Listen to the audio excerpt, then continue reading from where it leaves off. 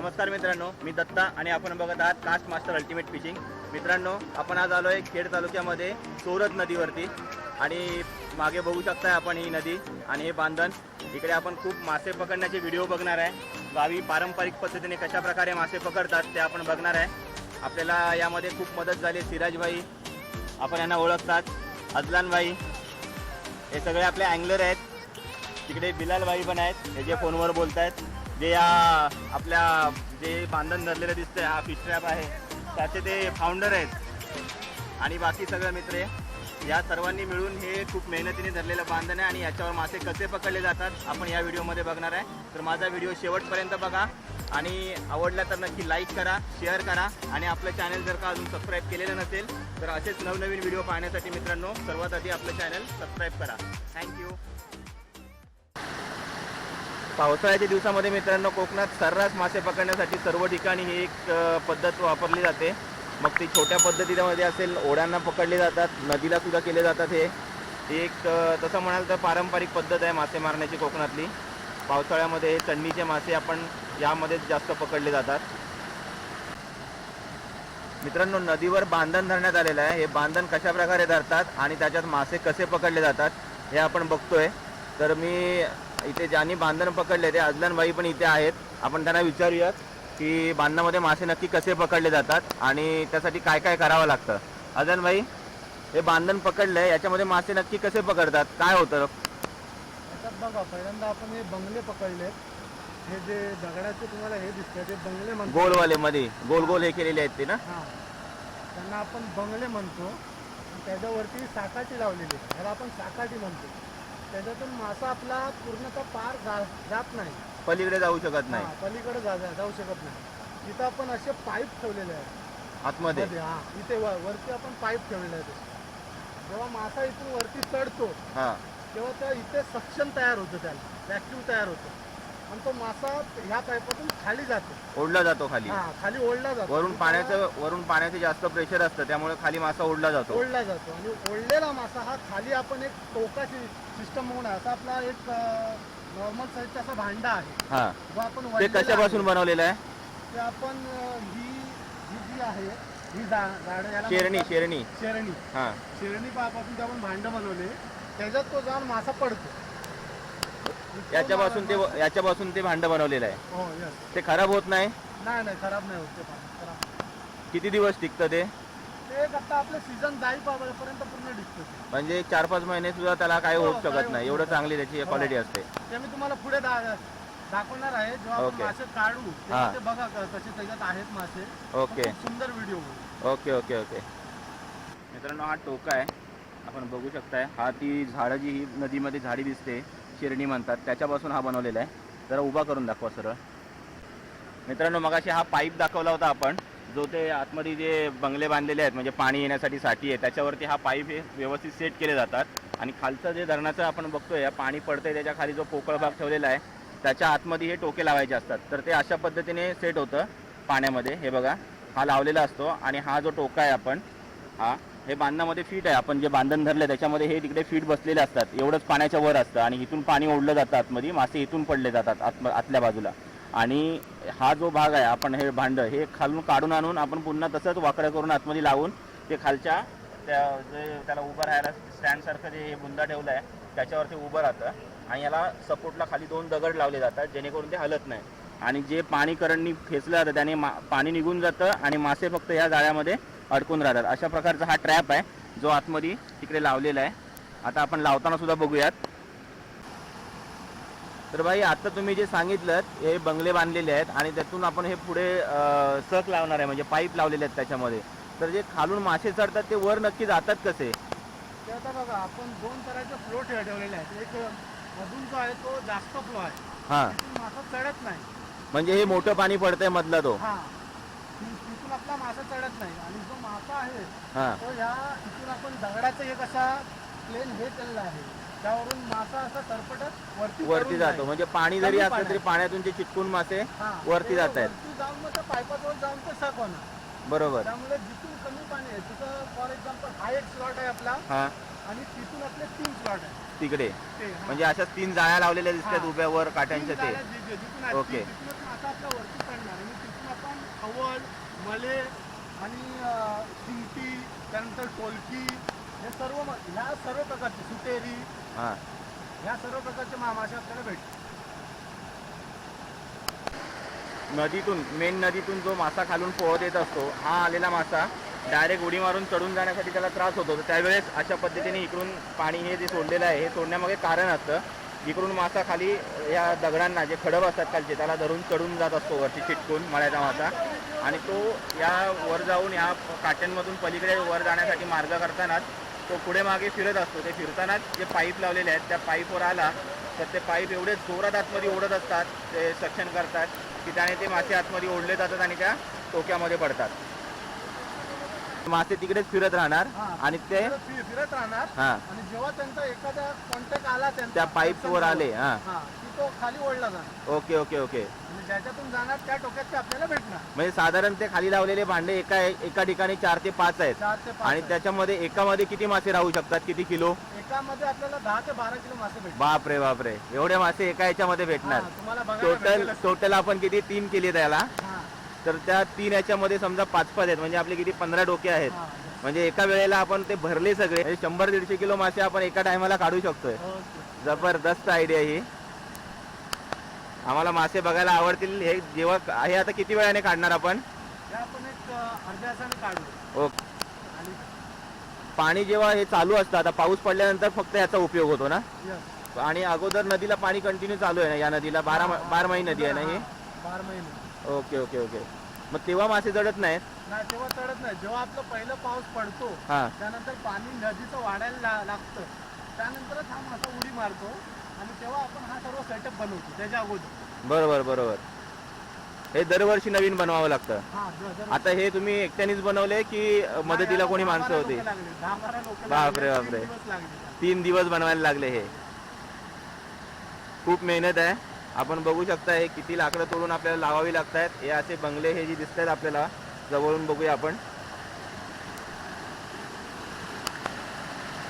हे जे असे तार लावून गोल केलेले आहेत हे बांधून, आणि त्याच्या आतमध्ये दगड टाकून त्याचा एक खांब तयार केलेला आहे. आणि ही जाळी सुद्धा बनवण्यासाठी किती वेळ गेला असेल आपण बघितल्यानंतर आपल्याला अंदाज येईल. त्यानंतर हे बाण घातलेले आहेत आपण. ही संपूर्ण नदी आपण पाहताय. या नदीला पूर्ण बाण घालून ठराविक जागेवरच फक्त पाणी जाण्यासाठी ठेवलेलं आहे, जेणेकरून ते मासे आपल्या ट्रॅपमध्ये पोहोचू शकतात. भाई, मग आपण दिवसभर इकडेच बसून राहता? आता आपण ज्यांनी हे बांधलेलं आहे त्यांना आपण पाली ह्या खोक्यात आपण ठेवतो. अच्छा, म्हणजे हे ते बसण्यासाठी केलंय तुम्ही इथे? बसण्यासाठी केले. कारण आता तरी सध्या जोरात पाऊस नाहीये, पण मुसळधार पाऊस सुरू होणार आणि त्याच्यानंतर मग तुम्हाला बसण्यासाठी काहीतरी पाहिजे. आपण कंटिन्यू छत्री घेऊन तर बसू शकत नाही. हे माझे पार्टनर आहेत, त्यांना अच्छा. बसवले. कोण कोण आहेत वर? जाऊया जरा आपण त्यांच्याकडे.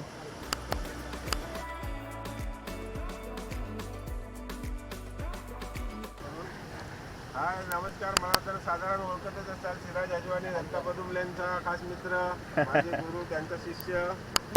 आम्हाला ह्या सगळ्या गोष्टीचा छंद आहे. आमचे मित्रांनी सगळे मिळून हे बांधण पकडलं आहे. त्याच्यात पुरा दत्ताबाईचं पण चांगलं सहकार्य आहे. याच्यातच चांगलं मार्गदर्शन त्यांनी सुद्धा दिलं. असं पकडा तसं पकडा, कामातून वेळ काढून सगळं करून त्यांनी मार्गदर्शन केलेलं आहे आपल्याला. हे सगळे आम्ही एक 9 ते 10 जणांच्या टीमने सगळं टीमवर्क करून सगळं आम्ही केलेलं आहे. तर चांगला प्रतिसाद द्या. ठीक आहे. आता त्यांचं थँक्यू. आप करतायत.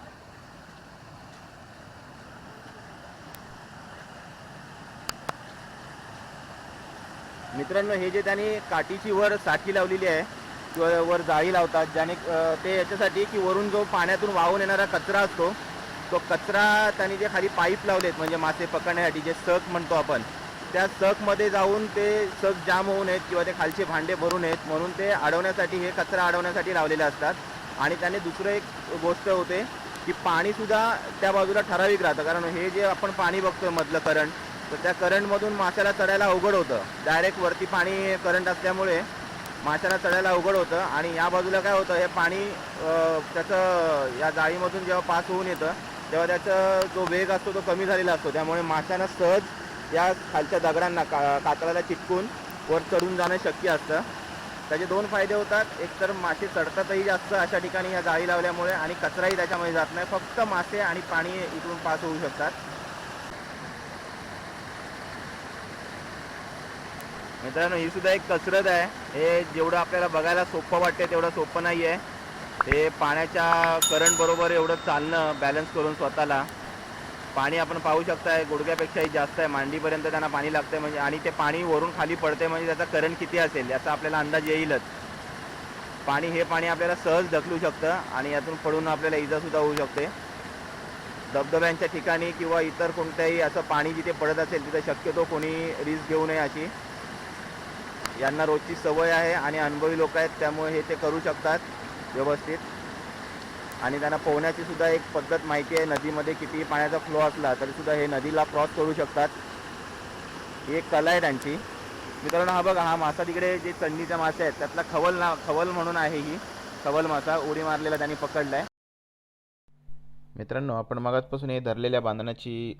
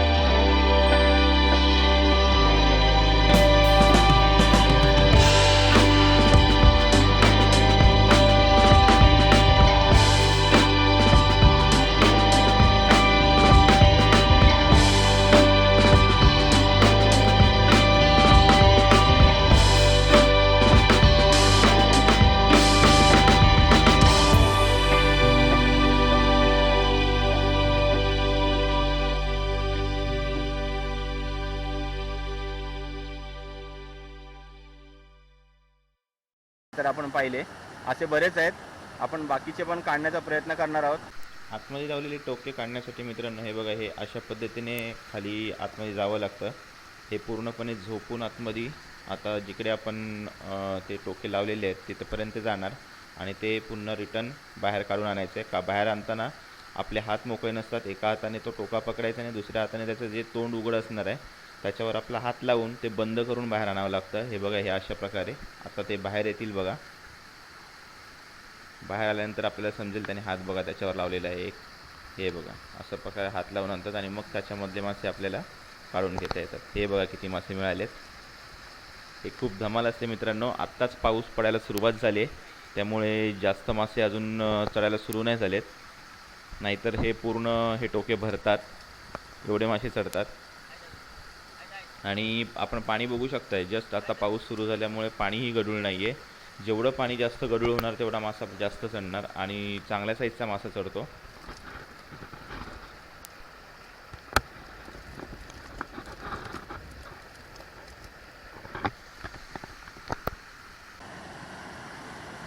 मित्रांनो आता हा अजून एक मेन पाण्यामध्ये तुम्हाला सांगितला तसं हा मेन टोक आहे.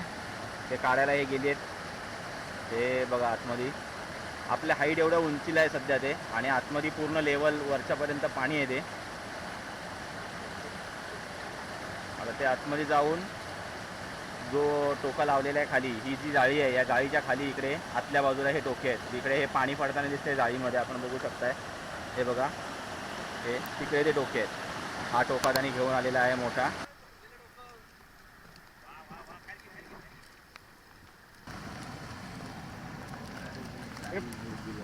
हा हा हा सिराज भाईंचा मल्या बघा केवढा आहे.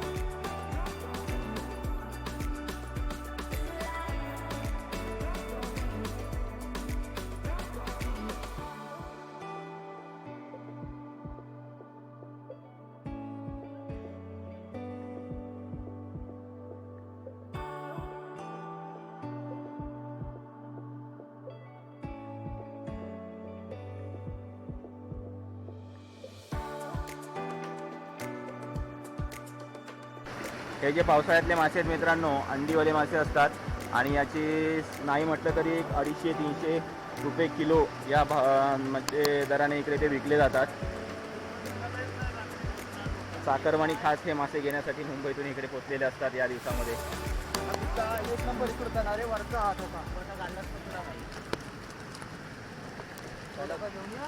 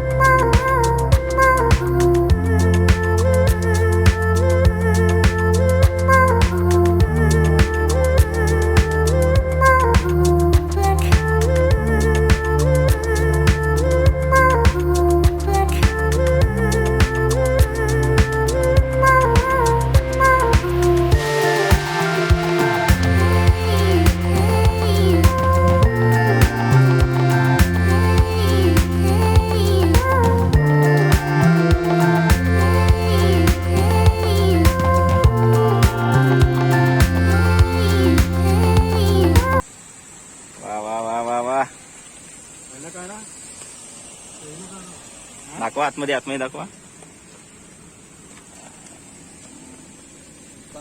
अशा तऱ्हेने मित्रांनो आपण खूप सारे मासे पकडले आहेत. आपण पाहू शकता इथे आता जवळजवळ 13.7 म्हणजे 14 किलो मासे आहेत. आणि अगोदर आपण थोड्या काकूना दिलेत आणि अजून थोडे बाहेर इकडे तिकडे पडलेले सुद्धा आहेत.